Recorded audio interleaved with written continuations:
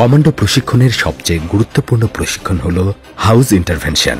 এই প্রশিক্ষণের মাধ্যমে কিভাবে সন্ত্রাসীদের দ্বারা আটক জিম্মিদের উদ্ধার করতে হবে তার প্রশিক্ষণ দেয়া হয়। একটি জিম্মি উদ্ধার অভিযানে কোনো ভবনে লুকিয়ে থাকা সন্ত্রাসীদের গ্রেফতার এবং জিম্মিদের উদ্ধার করার জন্য অপারেশন দলকে অপারেশনের ধরন অনুযায়ী বিভিন্ন গ্রুপে বিভক্ত করতে হয়। তথ্যচিত্রে যে জিম্মি উদ্ধার অভিযান পরিচালনা করা হয়েছে সেখানে একদল সন্ত্রাসী রাষ্ট্রের গুরুত্বপূর্ণ ব্যক্তিবর্গকে জিম্মি করে একটি 6 তলা ভবনের 3য় ও 4র্থ তলায় অবস্থান করছে। এই অভিযানে কমান্ডো দলকে স্নাইপার, র্যাপলার, জুমারিং ও হিট টিম এই 4টি ভাগে বিভক্ত করা হয়েছে। মূল দলের নাম হিট টিম, যারা ভবনে মূল অভিযান পরিচালনার সময় বিভিন্ন কৌশল অবলম্বন করে এগিয়ে যাবে 3য় তলার লক্ষ্যবস্তুর দিকে। দ্বিতীয় দল জুমারিং টিম রশির সাহায্যে উঠে আসবে 3য় তলায়। 3য় দলে থাকা 2 জন র্যাপলার হেলিকপ্টারের মাধ্যমে র্যাপলিং করে ভবনের ছাদে অবতরণ করবে। র্যাপলিং, জুমারিং এবং হিট টিমকে সার্বক্ষণিক সুরক্ষিত রাখার জন্য পাশের কোনো বিল্ডিং বা গাছে অবস্থান নেবেন দক্ষ স্নাইপারগণ। অপারেশন শুরুর আগে অপারেশনে করণীয় সকল বিষয় তুলে ধরে ব্রিফিং করবেন অপারেশন কমান্ডার। এখন আমি আপনাদের সাথে একজন কমান্ডো যখন অপারেশনে যাবে তিনি কি ধরনের পোশাক পরিধান করবেন এবং তার ব্যবহৃত ইনস্ট্রুমেন্টসের সাথে আপনাদের পরিচয় করিয়ে দিচ্ছি। প্রথমেই একজন কমান্ডো তিনি পরিপূর্ণ পোশাক পরিধান করবেন এবং একটি বুলেট প্রুফ হেলমেট পরিধান করবেন। তারপরে একটি বুলেট প্রুফ জ্যাকেট পরিধান করবেন এবং অবশ্যই হাত মোজা বা হ্যান্ড গ্লোভস ব্যবহার করবেন। খেয়াল রাখবেন তাই দূর থেকে যাতে কেউ শনাক্ত করতে না পারে এজন্য তিনি ক্যামোফ্লেক্স ব্যবহার করবেন। তিনি একটি হার্নেস ব্যবহার করবেন। হার্নেস হচ্ছে নদী পারাপার এবং ভবন থেকে নিচে নামা বা উপরে ওঠার জন্য হার্নেস ব্যবহৃত হয়। যখন একজন কমান্ডার হার্নেস পরিধান করবেন তার সাথে সাথে তিনি একটি অবশ্যই ক্যারাবিনা ব্যবহার করবেন, কারণ ক্যারাবিনা হচ্ছে অন্যান্য ডিভাইস ব্যবহার করার চাবি ধরতে পারেন। আমরা যখন নদী বা খাল পারাপার হব, পানিবাধা অতিক্রম করব, তখন রশি এবং পুলিশ সাহায্যে আমরা পানিবাধা অতিক্রম করতে পারবো। এছাড়া আমরা যখন উপরে থেকে নিচে র্যাপলিংয়ের সাহায্যে বা হেলিকপ্টার থেকে নিচের দিকে র্যাপলিং করব তখন আমাকে একটি ডিসেন্ডার বা ফিগার অফ 8 ব্যবহার করতে হবে। আমরা যদি কোনো ভবনের নিচ থেকে উপরে উঠতে যাই সেক্ষেত্রে আমাকে অবশ্যই একটা অ্যাসেন্ডার বা জুমার ব্যবহার করতে হবে। খেয়াল রাখতে হবে যে একজন কমান্ডো যখন পোশাক পরিধান করিবেন তিনি অবশ্যই একটি মাল্টিপারপাস বেল্ট ব্যবহার করবেন। মাল্টিপারপাস বেল্টের উপকারিতা একটা বেল্টের ভিতরে অনেক ডিভাইস বা ইনস্ট্রুমেন্ট বহন করার সুবিধা আছে। অবশ্যই আমার যে শক্তি সেটা হচ্ছে আমার আর্মস। একজন কমান্ডো যখনই অপারেশনে যাবেন তিনি অবশ্যই একটি লং আর্মস এবং পর্যাপ্ত পরিমাণে গুলি এবং ম্যাগাজিন বহন করবেন এবং তার পাশাপাশি একটি সাপোর্ট আর্মস বা ছোট একটা অস্ত্র ব্যবহার করবেন। খেয়াল রাখতে হবে প্রত্যেক অপারেশনে যোগাযোগ একটি গুরুত্বপূর্ণ বিষয়। প্রত্যেক কমান্ডো একটি করে ওয়াকি-টকি সেট ব্যবহার করবেন। যেহেতু ওয়াকি-টকি সেট কথা একজন আরেকজন শুনতে পারে, এজন্য যাতে আমাদের কথা অন্য কেউ শুনতে না পারে এই কারণে আমাদেরকে সার্ভিলেন্স কিট ব্যবহার করতে হবে। মোটামুটি এটা ছিল আমার একজন কমান্ডোর ব্যবহৃত ইনস্ট্রুমেন্টের সাথে আপনাদের পরিচিতি। এখন আমি আপনাদের সাথে অধিকতর যোগাযোগের জন্য আমি ম্যানপ্যাক সেটের সাথে পরিচয় করে দিচ্ছি। ম্যানপ্যাক সেট সাধারণত আমরা যাতে একটি গ্রুপ থেকে আরেকটি গ্রুপের সার্বক্ষণিক যোগাযোগ রক্ষা করতে পারি এই জন্য আমরা ম্যানপ্যাক সেট ব্যবহার করব। আর ম্যানপ্যাক সেটের উপকারিতা হচ্ছে পাহাড়ি দুর্গম এলাকায় নিরবিচ্ছিন্ন যোগাযোগ রক্ষা করা সম্ভব। ম্যানপ্যাক সেট আমি আপনাদের সাথে দেখাই দিচ্ছি। এটা হচ্ছে একটা ম্যানপ্যাক সেট আর এটা হচ্ছে ম্যানপ্যাক সেটের অ্যান্টেনা। এর উপকারিতা হচ্ছে পাহাড়ি এবং দুর্গম এলাকায় নিরবিচ্ছিন্নভাবে যোগাযোগ রক্ষা করা যায়। আমরা এপিবিএন এবং বিশেষায়িত ট্রেনিং সেন্টার খাগড়াছড়ি কর্তৃক প্রশিক্ষিত বাংলাদেশ পুলিশ বাহিনীর কমান্ডো দল। আমরা একটি জিম্মি উদ্ধার অভিযানের মহড়া প্রদর্শন করব। অভিযানের নাম অপারেশন এন্ডিউরিং হোপ।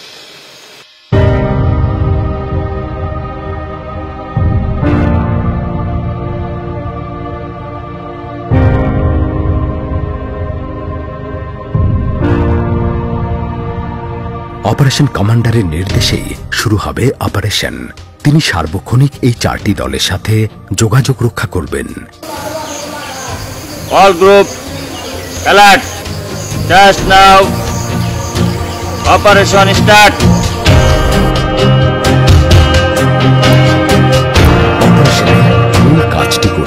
হিট টিমকে। তারা এই 3 টিমের সহায়তা নিয়ে পৌঁছে যাবে মূল লক্ষ্যের কাছাকাছি।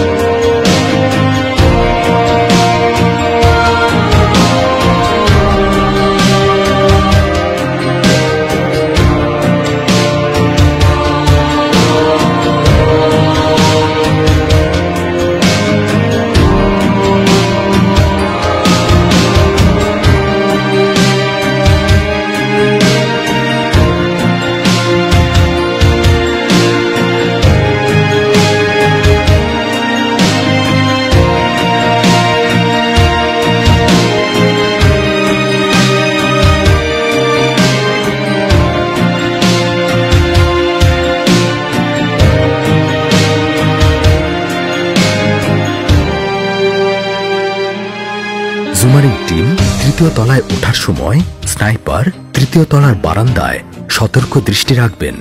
বারান্দায় কোনো সন্ত্রাসীকে দেখা গেলে তিনি গুলি বর্ষণ করে তাদের নিষ্ক্রিয় করবেন।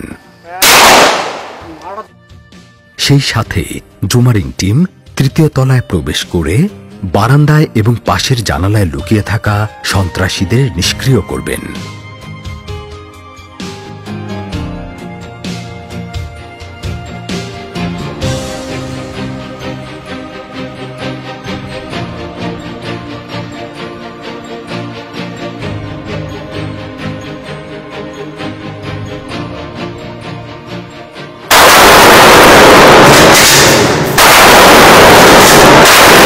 অপরদিকে র্যাপলার গন ভবনের ছাদ থেকে র্যাপলিং এর মাধ্যমে 4র্থ তলায় প্রবেশ করে বারান্দায় লুকিয়ে থাকা সন্ত্রাসীদের গুলি করে নিষ্ক্রিয় করবেন।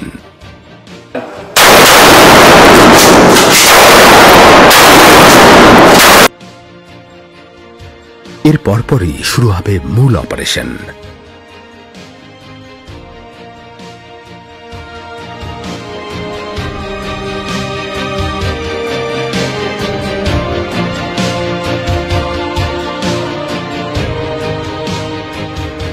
হিট টিম সতর্কতার সাথে মূল কক্ষের দরজা খুলে প্রথমে স্ট্যান্ড গ্রেনেড ছুড়ে সন্ত্রাসীদের স্তম্ভিত করে ফেলবেন। গ্রেনেড ছোড়ার সাথে সাথেই গুলি করতে করতে কমান্ডোগণ ঘরে প্রবেশ করবেন।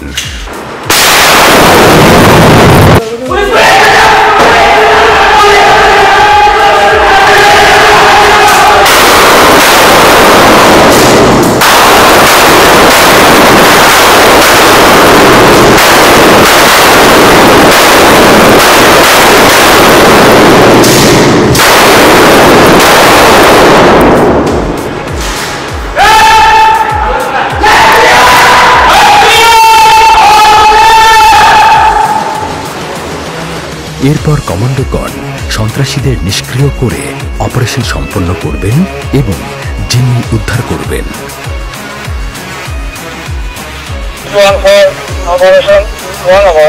Operation 1 clear. আমরা আমাদের লক্ষ্যবস্তুতে পৌঁছে আমাদের অপারেশন সাকসেস হওয়ার। আপনারা কি সব কয়টা রুম ক্লিয়ার করেছেন? সঠিক, আমরা 2টা রুম ক্লিয়ার করেছি। Operation 1 for all group, operation close.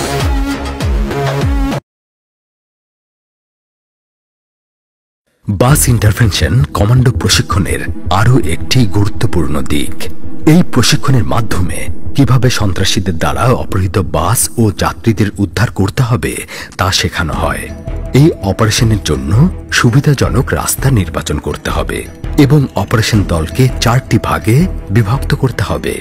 এরপর অপারেশন কমান্ডার অপারেশনে করণীয় সকল বিষয় তুলে ধরে কমান্ডোদের ব্রিফিং করবেন।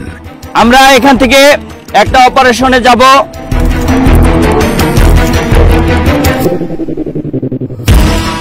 প্রথম দলে কমান্ডোগণ 2টি পিকআপ ভ্যানে করে বাসটির পিছু নেবে। মূল অপারেশন স্থানটির কাছাকাছি জঙ্গলে 2 জন লুকআউটম্যান একটি ম্যানপ্যাক সেটের মাধ্যমে বাসের গতিবিধির খবরাখবর দিতে থাকবে। গাড়িটি লুকআউট দলকে অতিক্রম করার সাথে সাথে অপারেশন টিমকে জানিয়ে দেবে। Lookout on for stop on. এইমাত্র একটি সাদা বাস ঢাকা মেট্রো ভ 62 আমার লোকেশন ক্রস করলো। এরপর 2 জন কমান্ডো যান্ত্রিক প্রতিবন্ধকতা বা জ্যামার ব্যবহার করে গাড়ির চাকা অকেজো করে গাড়িটিকে থামানোর চেষ্টা করবে।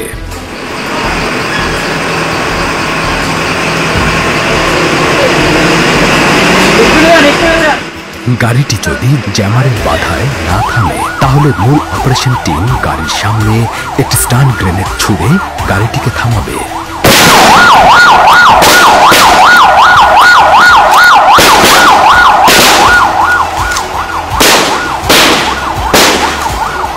তারপরই শুরু হবে মূল অপারেশন।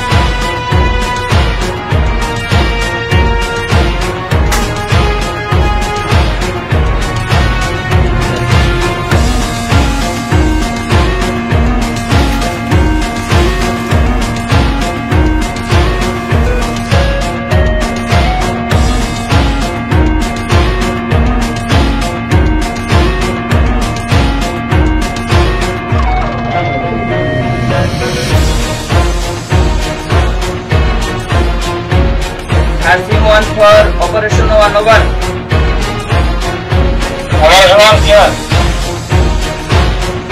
গাড়ির ভিতরে আইডি আছে, ওভার। ওকে, আপনারা গাড়ি থেকে নেমে আসেন, আমি বলছি পুরো ইউনিটকে পাঠাচ্ছি। Roger sir, back.